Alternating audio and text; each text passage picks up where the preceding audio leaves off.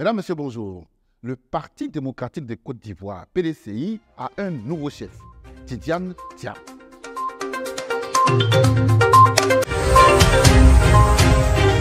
Tidiane Thiam est le nouveau président du Parti démocratique de Côte d'Ivoire, PDCI.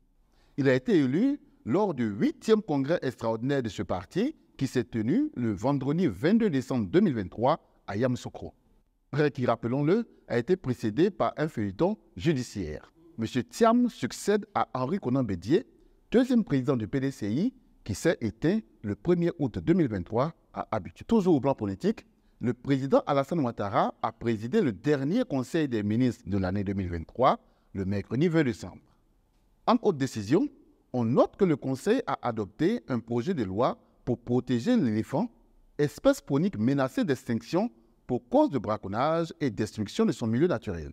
D'environ 3000 individus dans les années 1980, l'on dénombre aujourd'hui quelques 500 têtes. Par ailleurs, le Conseil a été informé que les techniques traditionnelles de tissage du pagne en Côte d'Ivoire ont été inscrites au patrimoine immatériel de l'humanité de l'UNESCO. Pour terminer en politique, le Sénat, la Chambre haute du Parlement ivoirien, a clos sa deuxième session ordinaire le mardi 19 décembre 2023 à Yamoussoukro en présence du président de l'Assemblée nationale, Adama Bitoro. Le Sénat, rappelons-le, a adopté 16 projets de loi et une proposition de résolution portant modification du règlement de cette institution de l'État.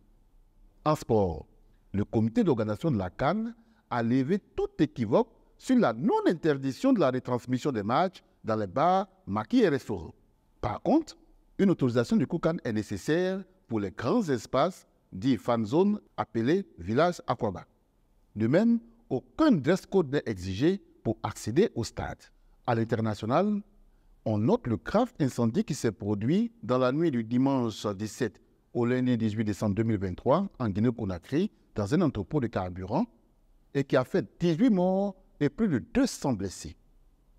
Cet incendie a provoqué de lourds dégâts et endommagé des bâtiments sur un rayon de plus de 1 km. Terminons ce tour de l'actualité par la pénurie de carburant que l'on observe au Cameroun depuis plus d'une semaine. Les files d'attente s'allongent devant les stations-service. Le président Biya a instruit le gouvernement de libéraliser l'importation des produits pétroliers. Dans un communiqué, le gouvernement a expliqué que cette perturbation a pour principale cause le retard dans l'arrivée de 3 navires transportant le carburant dû aux conditions météo-océanologiques défavorables qui ont interrompu les chargements des navires au port de Lomé. Tout en vous souhaitant une très bonne fête de Noël, nous vous remercions de nous suivre sur Venimoz.